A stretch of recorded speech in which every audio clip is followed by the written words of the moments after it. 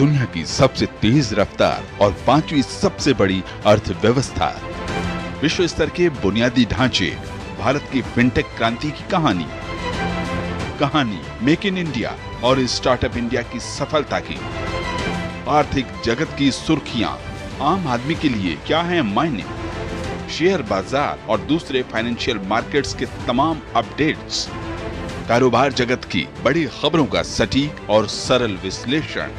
देखिए economy today सोमवार से शुक्रवार सुबह 9:30 बजे सिर्फ डीडी न्यूज पर।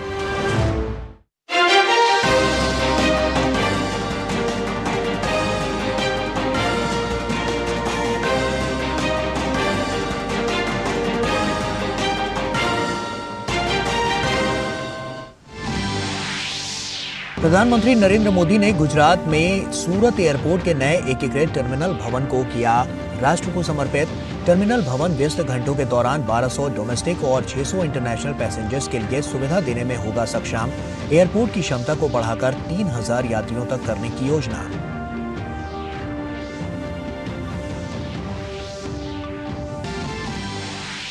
प्रधानमंत्री नरेंद्र मोदी ने दुनिया के सबसे बड़े कार्यालय भवन सूरत डायमंड बोर्ड्स का भी किया उद्घाटन। कहा, आज सूरत शहर की भव्यता में एक और डायमंड जुड़ा। दुनिया को देश की सामर्थ्य दिखाता है डायमंड बोर्ड्स। पीएम मोदी आज से वाराणसी के 2 दिवसीय दौरे पर विकसित भारत संकल्प यात्रा में होंगे शामिल। नमो घाट पर काशी तमिल संगमम के दूसरे चरण का भी करेंगे उद्घाटन।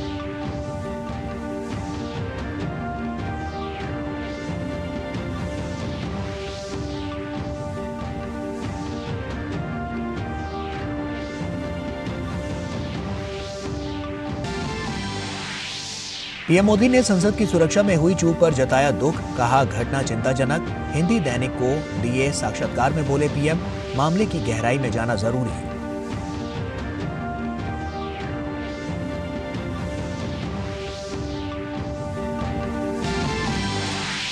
रक्षा मंत्री राजनाथ सिंह ने तेलंगाना में वायुसेना एकेडमी में 212वें ऑफिसर्स कोर्स की कंबाइंड ग्रेजुएशन परेड का किया अवलोकन। ऑफिसर्स कोर्स की सीजीपी में बोले रक्षा मंत्री, आजाद और नई सोच समय की जरूरत।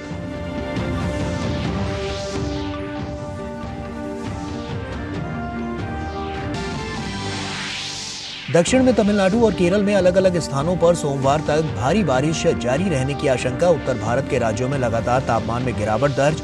जम्मू कश्मीर में भारी बर्फबारी का पर्यटकों ने लिया आनंद।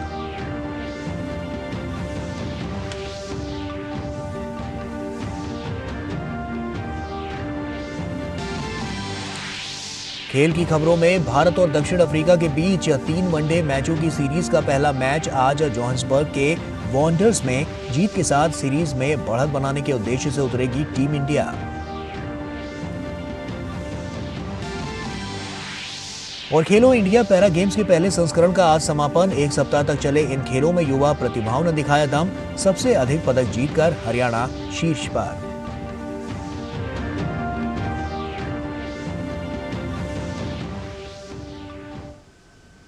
नमस्कार, आप देख रहे हैं डीडी न्यूज। आपके साथ मैं हूं गौरव श्रीवास्तव। प्रधानमंत्री नरेंद्र मोदी ने सूरत डायमंड बोर्ड्स का भी उद्घाटन किया। यह अंतर्राष्ट्रीय हीरे और आभूषण कारोबार के लिए दुनिया का सबसे बड़ा और आधुनिक केंद्र है। ये कच्चे और पॉलिश किए गए हीरों के साथ साथ आभूषणों के व्यापार का एक वैश्विक केंद्र है।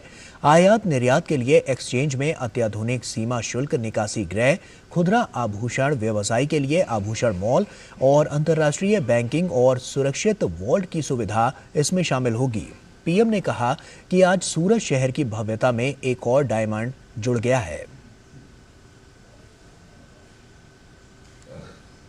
ऐसे आधुनिक होते सूरत को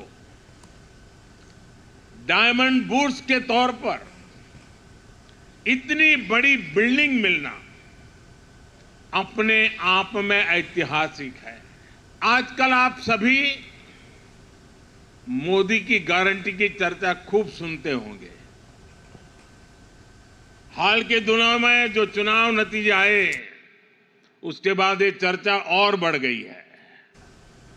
लेकिन सूरत के लोग तो मोदी की गारंटी को बहुत पहले से जानते हैं।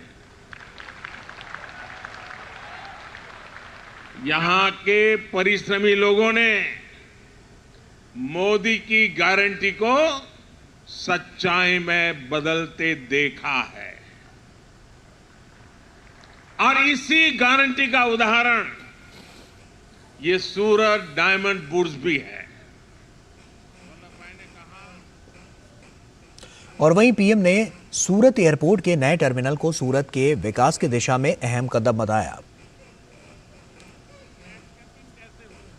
जब मैं पहले आता था यहां तो सूरत का एयरपोर्ट कभी कभी लगता है बस स्टेशन ज्यादा अच्छा कि एयरपोर्ट अच्छा। बस स्टेशन अच्छा लगता नहीं था, एक झोपड़ी जैसा था।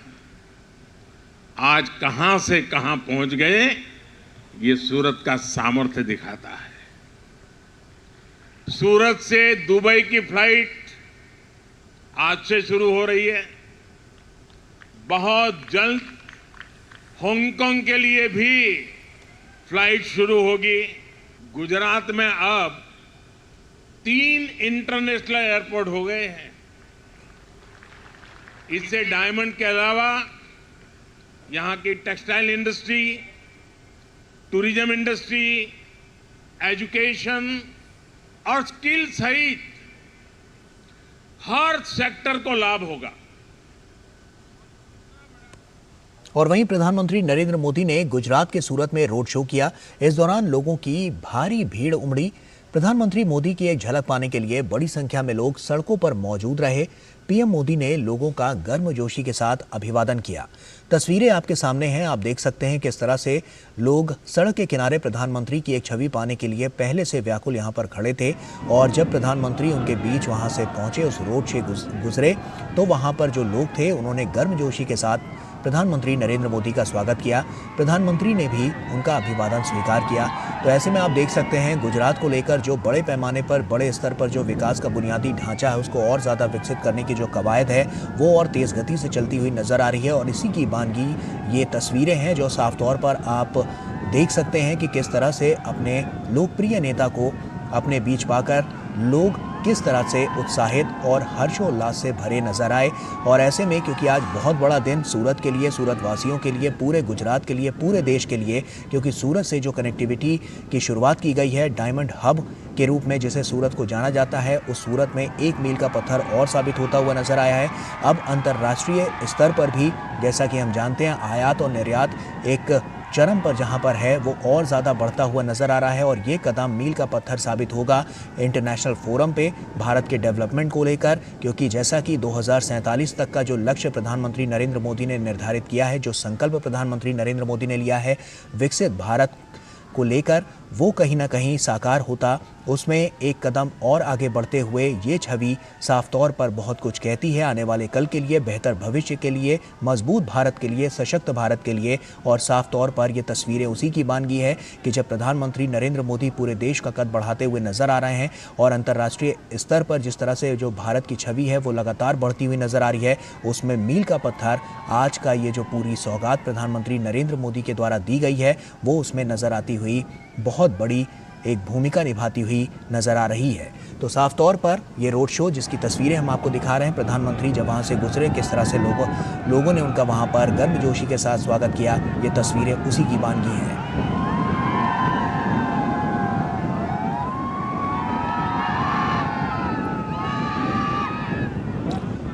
तो लगातार ये तस्वीरें हम आपके साथ साझा कर रहे हैं। आप देख सकते हैं कि बड़े पैमाने पर लोगों ने गर्मजोशी के साथ प्रधानमंत्री नरेंद्र मोदी का वहाँ पर स्वागत किया। और सूरत में जिस तरह से जो विकसित बुनियादी ढांचा है उसको और ज़्यादा विकसित और ज़्यादा सशक्त बनाने के लिए और ज़्यादा मजबूत बनाने के लिए जो विकास का आयाम है उसको और ज़्यादा बड़ा करते हुए यहाँ पर नज़र आए हैं। और एक बड़ी सौगात के रूप में आज जो एयरपोर्ट लिया गया है और इंटरनेशनल जो फ़्लाइट्स वहाँ से आज शुरू हुई हैं वो कहीं ना कहीं एक बड़ा मील का पत्थर साबित होंगी एक्सपोर्ट इंपोर्ट के लिए, कनेक्टिविटी के लिए, रोज़गार की दृष्टि से। और आईटी फोरम सेक्टर जिसकी हम बात कर रहे हैं क्योंकि बहुत बड़े हब के रूप में भी उसे देखा जा रहा है, तो कहीं ना कहीं इससे एक बहुत बड़ा एक मील का पत्थर ये साबित होता हुआ नज़र आएगा।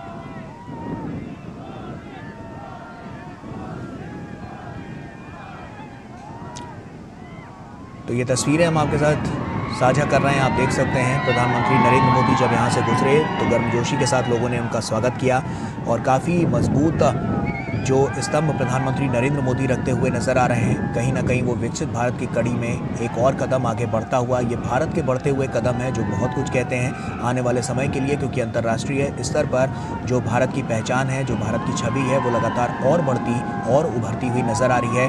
और तीसरी सबसे बड़ी अर्थव्यवस्था बनने की कगार पर जब भारत पहुंच रहा है, तो उस कड़ी में ये एक मील का पत्थर साबित होती हुई नजर आ रही है। बड़ी सौगात गुजरात वासियों के लिए, सूरत के लिए, पूरे देश के लिए, कनेक्टिविटी के लिहाज से, रोजगार की दृष्टि के लिहाज से, और इसके अलावा जो तमाम युवा शक्ति वहाँ पर हैं उनके लिए आज इंटरनेशनल फोरम के दरवाजे और बड़ी तेज़ी के साथ खुलते हुए नजर आ रहे हैं।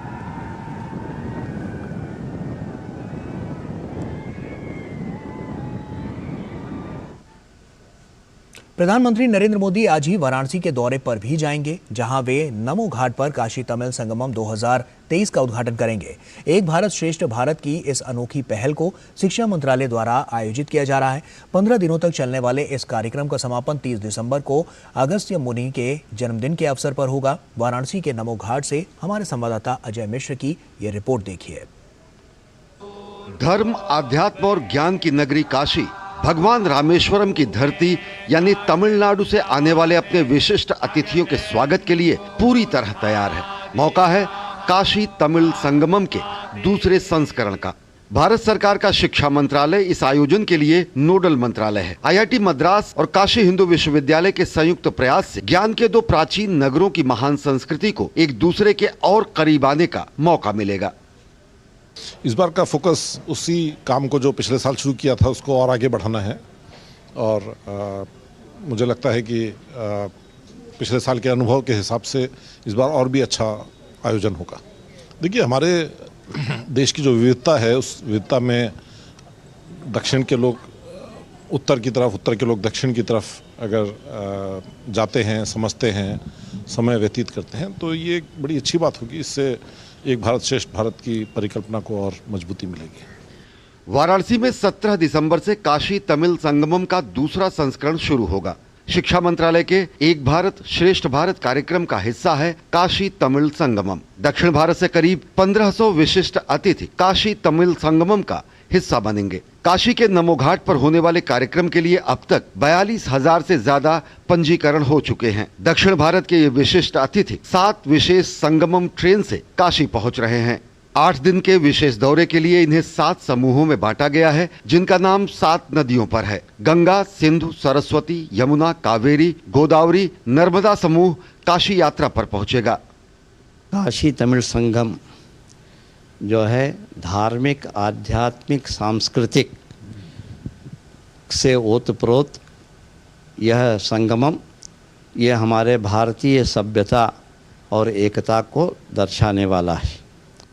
काशी, प्रयागराज और अयोध्या के दर्शन के बाद विशेष ट्रेन से इनके वापसी की भी तैयारी है। आयोजन के दौरान तमिलनाडु और काशी की कला, संस्कृति, हथकरघा, हस्तशिल्प, व्यंजन और अन्य विशेष उत्पादों को प्रदर्शित करने वाले स्टॉल लगाए जाएंगे। काशी के नमो घाट पर तमिलनाडु और काशी की संस्कृति से जुड़े सांस्कृतिक कार्यक्रमों का भी आयोजन होगा।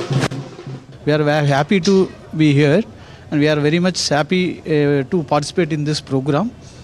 Very much happy, and we have to first thank our Kashi Tamil Sangamam and our Art and Culture Department Tanjore and North Central South Zone Culture Center and Government of India. आयोजन की पूरी अवधि के दौरान ज्ञान के विभिन्न पहलुओं जैसे साहित्य, प्राचीन ग्रंथ, दर्शन, आध्यात्मिकता, संगीत, नृत्य, नाटक, योग, आयुर्वेद, हथकरघा, हस्तशिल्प के साथ साथ नवाचार, व्यावसायिक आदान प्रदान, एडटेक और आधुनिक प्रौद्योगिकी पर सेमिनार, चर्चा और व्याख्यान आयोजित किए जाएंगे। अगस्त्य मुनि का बहुत, तमिल का काशी का बहुत संबंध है। महर्षि अगस्त्य जी ने हिमालय से काशी आए, काशी में उनका शिव दर्शन हुआ। शिव जी दर्शन करके बताया उनको कि आप तमिलनाडु जाके तमिल भाषा का व्याकरण लिखिए। तो वहाँ जाके उन्होंने तोलकापियम नाम का तमिल व्याकरण ग्रंथ लिखा। इस प्रकार काशी का और तमिलनाडु का जो कनेक्ट है, इसमें अगस्त्य मुनि का महान संबंध है। उनका जन्मदिन भी आचरण कर रहे हैं। प्रधानमंत्री नरेंद्र मोदी वाराणसी में ही सर्ववेद मंदिर के उद्घाटन कार्यक्रम का हिस्सा बनेंगे और विकसित भारत संकल्प यात्रा पर प्रदर्शनी का भी अवलोकन करेंगे। वाराणसी का नमो घाट काशी तमिल संगम के दूसरे संस्करण के लिए पूरी तरह से तैयार है और यहाँ की जनता प्रतीक्षा कर रही है प्रधानमंत्री मोदी को एक बार फिर से सुनने की। उम्मीद ये की जा रही है कि इस पूरी पहल से, जो कि शिक्षा मंत्रालय की पहल है, एक भारत श्रेष्ठ भारत की भावना को और ज़्यादा शक्ति मिलेगी और उत्तर और दक्षिण के बीच और ज़्यादा समन्वय होगा। कार्यक्रम है नमो घाट से आरती देखने का, उसके बाद प्रयागराज और रामलला के अयोध्या में दर्शन करने का। कैमरामैन उत्तम सिंह के साथ अजय मिश्र, डीडी न्यूज़, नमो घाट, वाराणसी। और प्रधानमंत्री ने संसद की सुरक्षा में हुई चूक पर चिंता जताई है। एक दैनिक अखबार को दिए विशेष साक्षात्कार में प्रधानमंत्री ने कहा कि ये घटना बहुत ही दुखद और चिंताजनक है, लेकिन इसे लेकर वाद विवाद या प्रतिरोध की बजाय इसकी गहराई में जाना जरूरी है ताकि समाधान का रास्ता ढूंढा जाए। प्रधानमंत्री मोदी ने कहा कि संसद में जो घटना हुई उसकी गंभीरता को जरा भी कम नहीं आंकना चाहिए, इसलिए स्पीकर महोदय पूरी गंभीरता के साथ आवश्यक कदम उठा रहे हैं। जांच एजेंसियां सख्ती से जांच कर रही हैं। इसके पीछे कौन से तत्व हैं, क्या मंसूबे हैं, इसकी गहराई में जाना भी उतना ही जरूरी है। प्रधानमंत्री ने अनुच्छेद 370 पर कहा कि ब्रह्मांड की कोई ताकत अब 370 की वापसी नहीं करा सकती। हिंदी पट्टी के 3 राज्यों मध्य प्रदेश, छत्तीसगढ़ और राजस्थान की जीत को आगामी लोकसभा चुनाव के लिए भी संदेश बताते हुए प्रधानमंत्री ने कहा कि उनके लिए सीटों की गिनती से ज्यादा जनता के दिलों को जीतना प्राथमिकता है। उन्होंने कहा कि मैं इसके लिए मेहनत करता हूं और जनता झोली भर देती है। प्रधानमंत्री मोदी ने कहा कि 3 राज्यों में मुख्यमंत्री के रूप में नए चेहरों को प्राथमिकता देकर भाजपा ने सबको चौंकाया है। भगवान श्री राम की प्राण प्रतिष्ठा पर प्रधानमंत्री ने कहा कि ये खुशी सिर्फ मोदी की ही नहीं, ये हिंदुस्तान के 140 करोड़ हृदयों की खुशी है। मन के संतोष का अवसर है। मेरे लिए 22 जनवरी का ये अवसर हर घर अयोध्या, हर घर राम आने का है।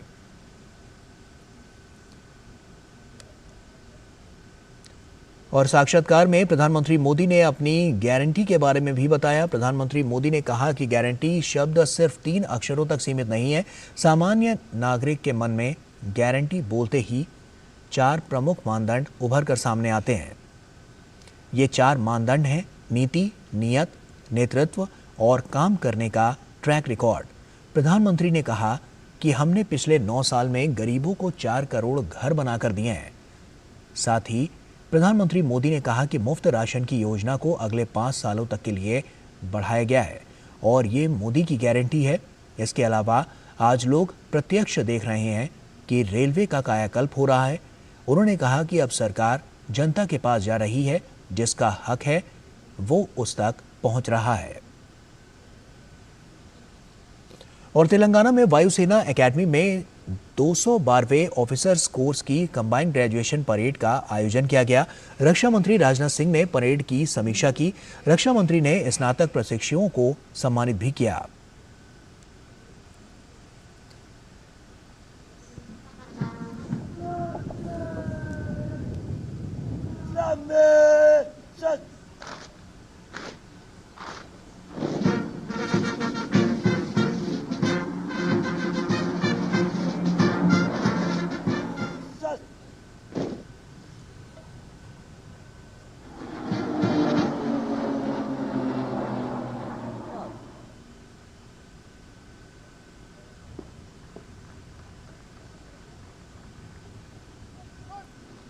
Officer Sonali Santosh, Flying Officer Raghunandan Singh, Flying Officer Yashasvi Joshi, Assistant Commandant Bhushan Pawar.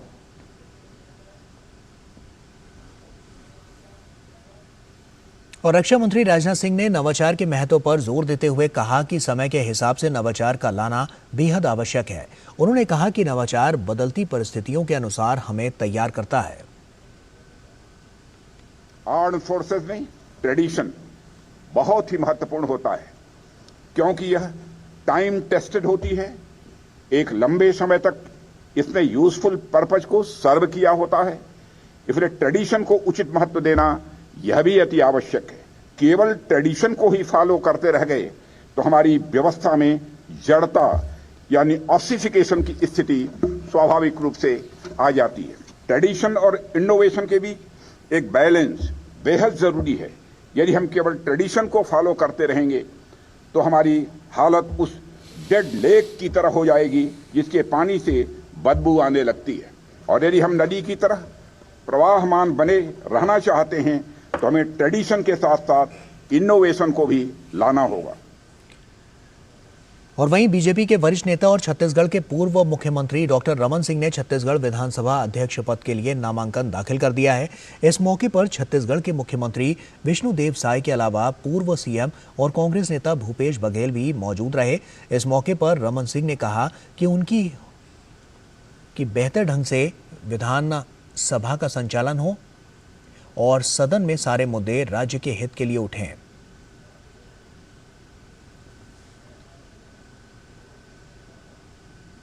नई जिम्मेदारी की ओर बढ़ रहे हैं और इस पवित्र सदन और पूरे छत्तीसगढ़ के 90 विधायक के संरक्षक के नाते एक नई भूमिका, एक नया दायित्व छत्तीसगढ़ की विधानसभा देने जा रही है। मैं सभी को धन्यवाद दूंगा और मेरी कोशिश होगी बेहतर तरीके से विधानसभा का संचालन हो और सारे मुद्दे छत्तीसगढ़ के हित के लिए उठें। और उत्तर प्रदेश के मुख्यमंत्री योगी आदित्यनाथ ने लखनऊ में पीएसी स्थापना दिवस पर आयोजित कार्यक्रम को संबोधित किया।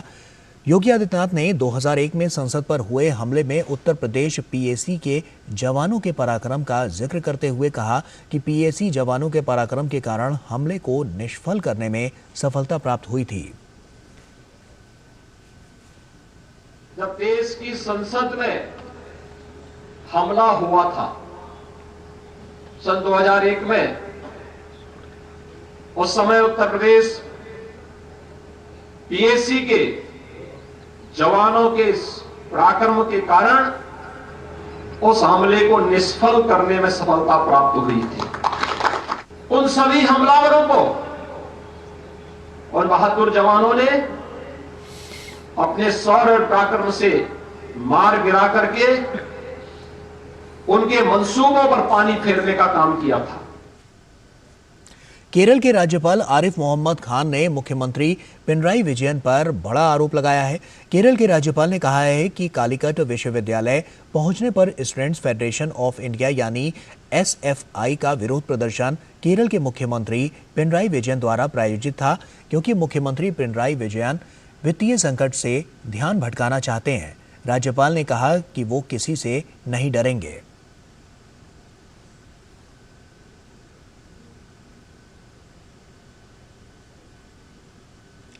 छत्तीसगढ़ में भाजपा विधायक रामविचार नेताम ने आज प्रोटेम स्पीकर के तौर पर शपथ ली। राज्यपाल विश्व भूषण हरिचंदन ने राजभवन में रामविचार नेताम को शपथ दिलाई। समारोह में छत्तीसगढ़ के मुख्यमंत्री विष्णुदेव साय, उप मुख्यमंत्री विजय शर्मा और अरुण साहब, पूर्व मुख्यमंत्री डॉक्टर रमन सिंह के अलावा भाजपा विधायक भी मौजूद रहे। महाराष्ट्र के नागपुर में स्थित बाजार गांव में एक बड़ा धमाका हुआ है। सोलर एक्सप्लोसिव कंपनी में विस्फोट से 9 लोगों की मौत हो गई है, वहीं 3 लोग घायल हैं। घायलों को अस्पताल में भर्ती कराया गया है। पुलिस और फायर ब्रिगेड की टीमें बचाव कार्य में जुटी हुई हैं। धमाका इतना तेज था कि इसकी आवाज बेहद दूर तक सुनाई थी। महाराष्ट्र के उप मुख्यमंत्री देवेंद्र फडणवीस ने हादसे पर दुख जताया। उन्होंने कहा कि राज्य सरकार हालातों पर लगातार नजर बनाए हुए है। वहीं राज्य सरकार ने मृतकों के परिजनों को 5 लाख रुपए की सहायता राशि देने का ऐलान किया। और अब बात विकसित भारत संकल्प यात्रा की।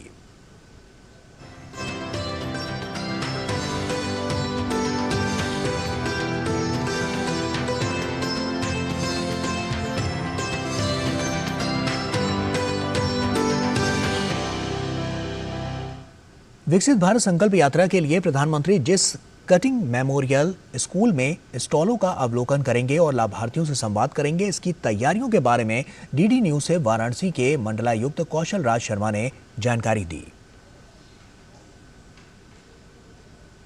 विकसित भारत संकल्प यात्रा का जो कटिंग मेमोरियल स्कूल में बनाया गया है, सजाया गया है, उस पर बात करने के लिए हमारे साथ वाराणसी के कमिश्नर कौशल राज शर्मा जी हैं। कौशल जी, निपुण भारत नंद घर दिखाई दे रहा है, किस तरह से रिप्रेजेंट करेगा यह प्रधानमंत्री के सामने? विकसित भारत संकल्प यात्रा वाराणसी का आज ये शहरी कंपोनेंट है, जिसमें माननीय प्रधानमंत्री जी प्रतिभाग करने आएंगे।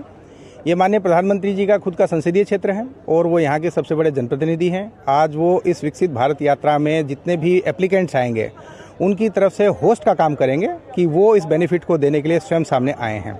उसी के लिए अलग अलग स्टॉल्स लगाई गई हैं। सारे स्कीम्स जितने भी भारत सरकार और उत्तर प्रदेश सरकार की है उन सबके स्टॉल्स के माध्यम से रजिस्ट्रेशन किया जाएगा और उसी में हम लोगों के कुछ ऐसे स्टॉल्स हैं जो यहाँ वाराणसी में अच्छे कार्य हुए हैं, जिनको पब्लिक में प्रदर्शित करना आवश्यक है ताकि जनता को भी उसकी ज़्यादा से ज़्यादा जानकारी हो सके। ये जो एग्जीबिशंस लगाई जा रही हैं, ये जो स्टॉल लगाए जा रहे हैं, ये पब्लिक के लिए हैं। माननीय प्रधानमंत्री जी तो खाली 1 घंटे अवलोकन करेंगे इसका, अदरवाइज ये सारा स्टॉल 2-3 दिन तक चलेगा और आसपास के जो वार्ड क्षेत्र हैं या कैंटोनमेंट बोर्ड का एरिया है, उनकी उन सारी जनता के लिए है जो यहाँ पे रहती है, ताकि पिछले 9 वर्षों में कितना विकास हुआ वो सारा यहाँ पे प्रदर्शित हो सके, उसको सारा देख सकें।